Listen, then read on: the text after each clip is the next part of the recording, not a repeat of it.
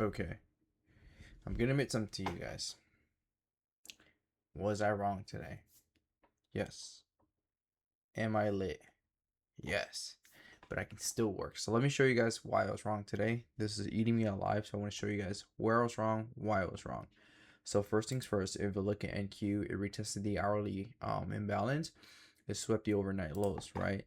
But if we look at ES actually came, and this is so dumb of me, man. So fucking dumb, because I teach you guys this every day and all the time.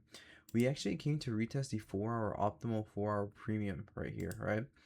As you guys can see. So if I actually did my 4-hour correctly and updated it as intraday, look at this. It actually hit the 4-hour premium with the news, right? So one, missing that, knowing that the hourly imbalance, retested, knowing that we tapped the 4-hour premium, knowing that we held the 15-minute low, and I did take buys here, but we got stopped break even, and knowing that the 5-minute did shift below was what I was convinced to downside on ES. So I ignored the larger time frame, which I always tell you guys, larger time frame holds more value and tells you the story.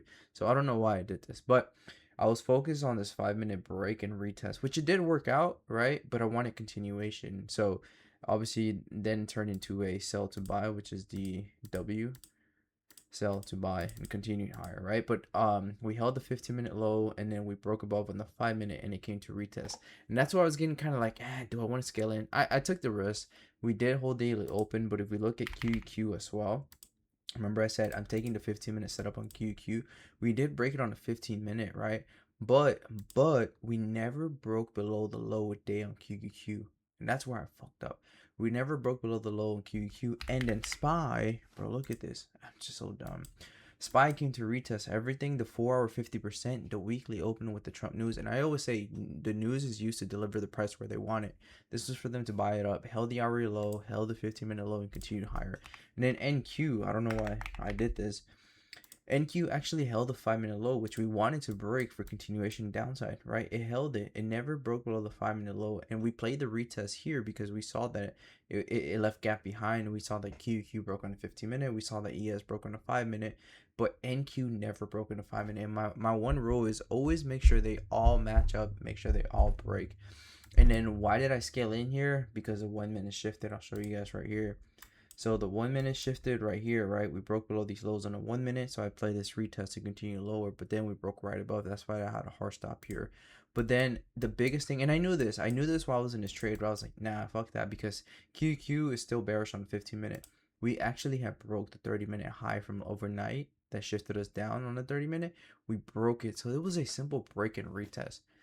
So today could have been avoided if I would have literally just done every single thing I teach. And it happens. I'm human. Sometimes I tell you guys all the time, I make mistakes, but this is why I'm doing what I do. This is why I journal. This is why I do recaps, because tonight I wrote down in my notes, dude, you literally went against your rule, knowing the NQ held the 5-minute low, but everything else shifted. Like, what did you do? Why'd you do that? So now I know next time if I want to enter a trade, I absolutely know I have to make sure everything lines up for me. Which is my biggest mistake today, right? And I always scaled in because I played the small time frame. So biggest mess up for me today, and I could admit, what's playing small time frame versus my larger time frame that I always say holds more value, and that was my fuck up, and I admit to that. Because even since last night, you guys heard me, I wanted the 30,000 psych level NQ, and that's what we were took buys earlier for, and it got it, and it broke above. It's one of those days where, like, it was too much noise, too much going on. I know it sounds easier now that the market's closed. I can go through the chart, see it. Obviously, it sounds easier said than done. But when you have all the news, when you have Trump tweeting, when you have all these big things happening at the moment, you're so caught up in trying to see what's happening, why did this happen, boom, boom, what did it hit, boom, what it broke, what didn't break, and it's so hard. And that's one thing, and a good reminder to me is to slow down and to remember to always follow my strategy and my steps to make sure everything lines up together. So openly admitting that the trade I took was completely wrong, and I'll admit to that. Hope you guys see why it was wrong. I just explained it, but other than that, yeah, that's me journaling tonight, and this is how you journal, guys. You gotta be okay to admit to yourself when you're wrong. If not, you're never gonna succeed. You're never gonna become better. And the reason I do this is because it prepares me to be able to avoid these for the next time. But yeah, hope you guys learned something.